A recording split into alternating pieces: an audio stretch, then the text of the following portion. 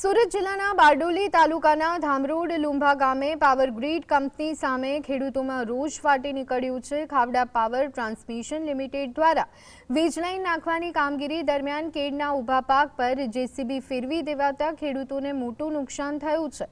ખેડૂતોનો આક્ષેપ છે કે તેમના મોંએ આવેલો કોળિયો છીનવાયો। ખેડૂત નરેશભાઈ પટેલે જિલ્લા કલેક્ટરને લેખિત ફરિયાદ કરી યોગ્ય જંત્રી મુજબ વળતર આપવાની માંગ કરી।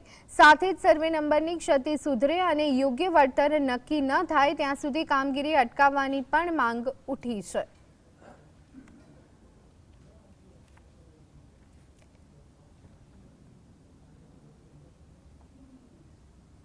આ ટાવર ઊભો કરવા માટે 4 પાયા ઊભા કરી દીધા, એને ખોદકામ કરી દીધું, એટલી જ જગ્યાનું વળતર અમને આપે એ યોગ્ય નથી।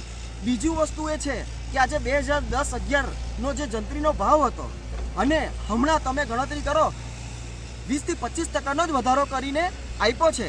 આજે મારો સ્પષ્ટ ઉલ્લેખ એ છે કે આજે 100 રૂપિયા તમે બેંકમાં મૂકો, 9 વર્ષ પછી ડબલ થશે અને એ જ 200 રૂપિયા તમે ડબલમાં મૂકશો તો 400 રૂપિયા થશે। આજે 2026 થયું સાહેબ, આજે 26 વર્ષ થયા, તેમાં આટલું જ વળતર મળશે?